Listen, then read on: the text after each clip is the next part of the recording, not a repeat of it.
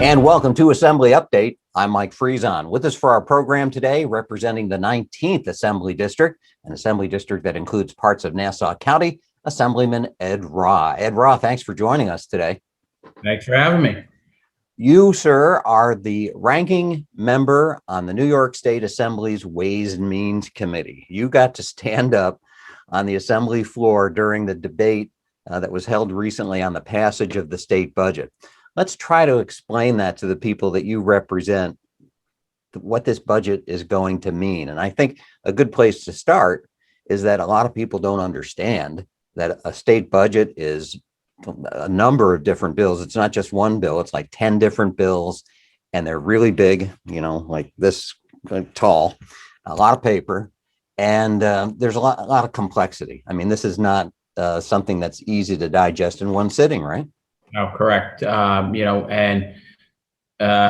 hard to imagine where the time goes, but this was my 11th budget. And, I think about, some of the years when I first came into the Assembly, you'd at least get a full picture of things before you started voting on these bills. Like you said, one of the, I think, things that the general public thinks is the budget's the budget. Okay, you voted for the budget, you voted against the budget, whatever. But really it is, like you said, 10 different bills. And one of the problems that we've really seen with general transparency, I mean, we're all familiar with the idea of bills getting introduced late at night, not having the opportunity really for the public to know what's in them. But on top of that, we get budget bills now, and this has been the case for the last several years, where we'll have some of the bills, but not all of the bills. So you don't have the full picture of how much is the total spending. Sometimes some of the earlier bills we did had provisions that say were proposed by the executive. Those sections were omitted from those bills, but we didn't know whether those sections were going to get stuck into another bill later on. So it does make it a very difficult process. And obviously you're raising those points on the floor and trying to get an answer. Hey, are we going to see this later on? Which usually is, the answer is usually maybe we will, maybe we won't. So certainly it is a process that really isn't the best for good government, but we have to do the best with the information we have in front of us, and certainly it was a unprecedented budget in a lot of ways, the largest we've ever had. Well, let's start with that, because that's something that people can understand. Largest New York State budget ever, which maybe for some is a little bit of a surprise, given COVID and its impact on the state's economy and on small businesses, and how so many have shut down and people haven't been going out to eat, the movie theaters haven't been open, all the things that we all know all too well over this past year and change, yet the biggest state budget ever. How do you explain that? Yeah, I think, what's important for people to understand. So this budget spends $212 billion. That's larger than the state budgets of Texas and Florida combined, who both obviously have larger populations, and just $15 billion shy of California's budget, who has double our population. So it really expends a great deal of money. And one of the concerns all through last year was, like you said, businesses shut down. Obviously, that had a major impact on tax revenues. And, there was this sense of impending doom, hanging over our head all year, that perhaps we were going to have to come back, make drastic cuts to the budget. And then the federal government came through with a huge sum of money. They had given us, more directed aid last March in the CARES Act and in the stimulus that passed in December. But this most recent American Recovery Plan gave us $12.6 billion in unrestricted aid, which is something that Governor Cuomo had been pushing for. And for a lot of us, it was like, great, we can make the investments we need to make, not have to make drastic cuts, and avoid something that myself and many of us on our side of the aisle thought was a bad idea, which was increasing taxes. Well, the majority decided, yeah, we'll take the $12.6 billion, but we want to increase taxes anyway. So we're really concerned with this direction that this sends us down, of having now the second largest budget in the United States, and what that's going to mean in the future. Because my concern certainly is that it's going to mean each year we're going to be going back to the well and enacting some type of new tax increase so that we can keep up with this level of spending. Well, what you just said about the money that came in from the federal government, that was a big deal. I mean, that money was hoped for by a lot in the state because of the hole that this budget, New York State's budget, would have otherwise. But isn't it true that there are also a lot of new taxes to help accommodate the spending in this budget, this largest ever New York State budget? Yes, we have about $4 billion in new taxes coming in, both on personal income tax side and then on the corporate side, which both of them have the potential to have a negative impact on our businesses who are struggling to recover from this pandemic, because not only are there their corporate taxes, but many small business owners file their taxes as personal income tax.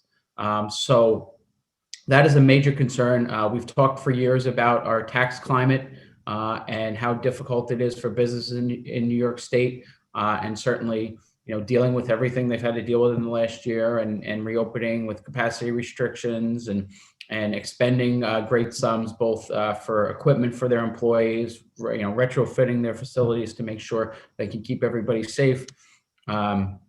Increasing taxes now on top of that was really not the way to go. And like I said, we got that big chunk of money from the federal government, which really saved us from having to do major cuts.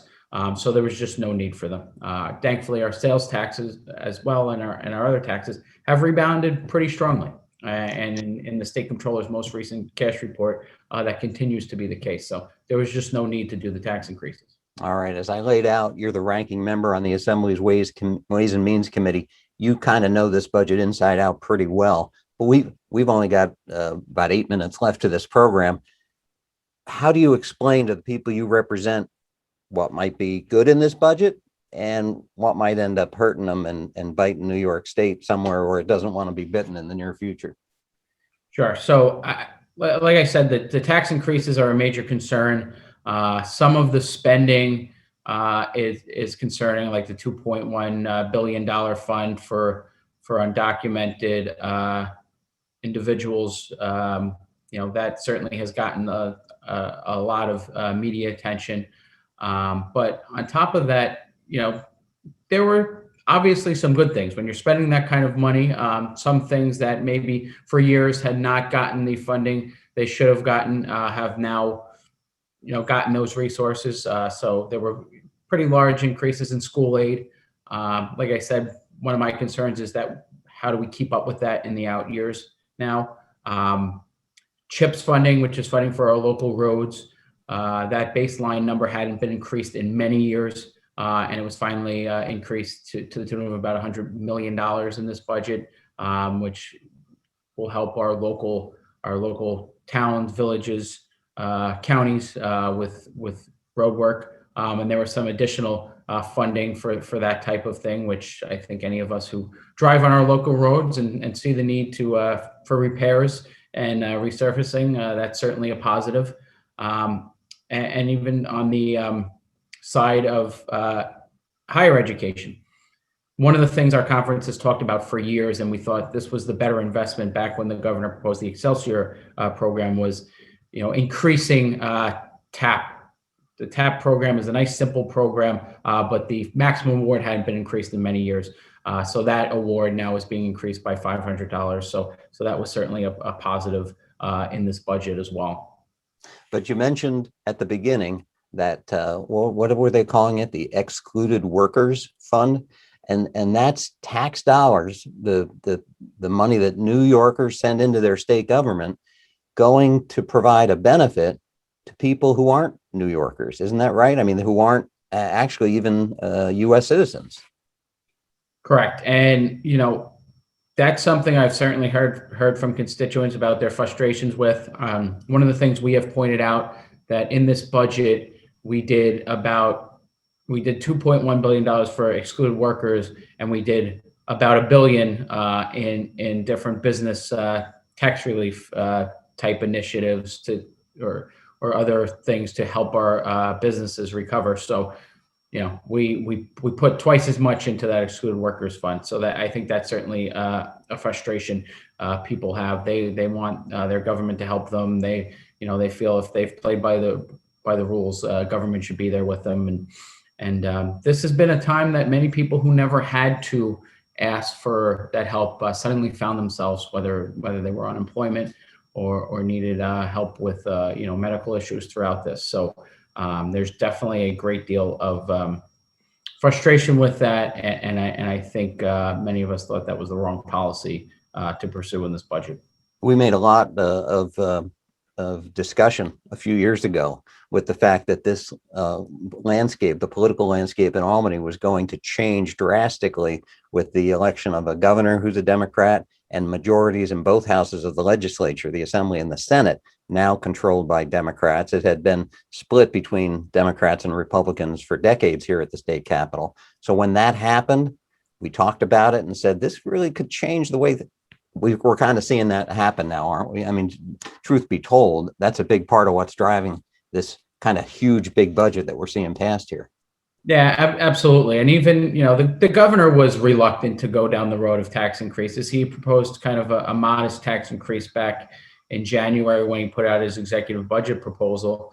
And the rhetoric continued from him and the director of budget regarding not increasing taxes, particularly once we got the federal funds. But it's both that there are now supermajorities in both houses, Democratic supermajorities in both houses of the legislature. And I think in a lot of ways, perhaps took advantage of the weakness Governor Cuomo has right now as a result of the multiple scandals hanging over his head to get him to go along with these tax increases in this budget. In our remaining few minutes here, let's look ahead to the remainder of the 2021 legislative session. What issues are out there on the table, and what might we see coming up on the floor of the Assembly for debate in the next few weeks? Sure. So it seems like there may be a push on parole issues. I saw quite a lot of press from members in the majority, high-ranking members in both houses regarding that. Certainly on our side of the aisle, we think reforms need to be made to increase the voices of victims in those conversations. We've seen any number of people who, cop killers and people who've committed horrific crimes get released on parole in the last few years.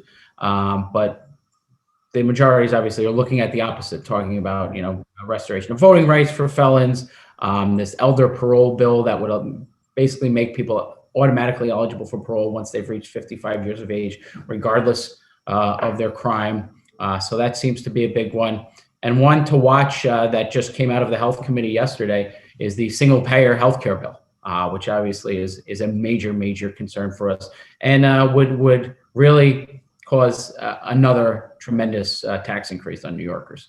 And you and I both know from having observed what's gone on here at the state capitol for many years that that's a bill that has come up for debate in many past years, but never really with the consideration that this might actually pass, that this might be pass the Assembly, pass the Senate, and be signed into law by the governor. But now, because of that changed political landscape I referred to, maybe, right? Yeah.